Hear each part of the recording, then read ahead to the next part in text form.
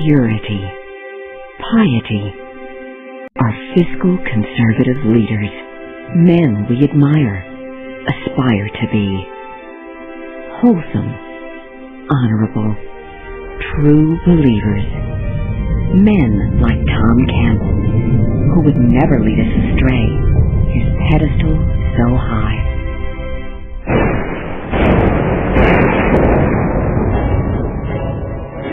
Leaving but one way to fall.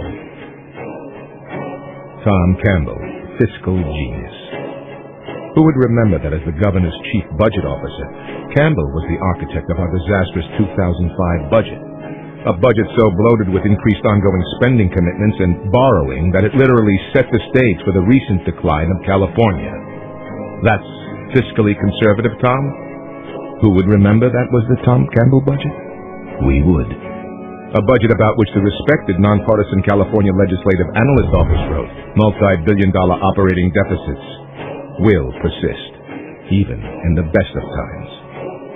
And Tom, while proclaiming your newfound fiscal conservatism, you seem to have forgotten that you supported last year's budget, saying its tax increases were the right thing to do. Your current brilliant solution to California's budget mess is to raise our gas tax, already the highest in the country, by 32 cents a gallon.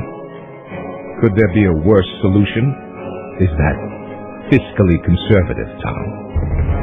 And sadly, we're just getting started. You also campaigned for a ballot measure last spring that would have extended a supposedly temporary hike in the sales tax, the income tax, and the vehicle license fees for another 2 years. At the end of the day, that's another $16 billion in new taxes you supported, Tom. When in Congress, you supported a tax on the internet, and you were publicly critical of the Bush tax cuts. I suppose we should not be surprised then, Tom, that you are the only Republican candidate to refuse to sign the Taxpayer Protection Pledge, no matter what office you were running for that particular week. Tom Campbell, is he what he tells us? Or is he what he's become over the years? A FCINO, fiscal conservative in name only. A wolf in sheep's clothing. A man who literally helped put the state of California on the path to bankruptcy and higher taxes. Fiscal conservative? Or just another same old tale of tax and spend, authored by a career politician who helped guide us into this fiscal mess in the first place? Might there be a better choice?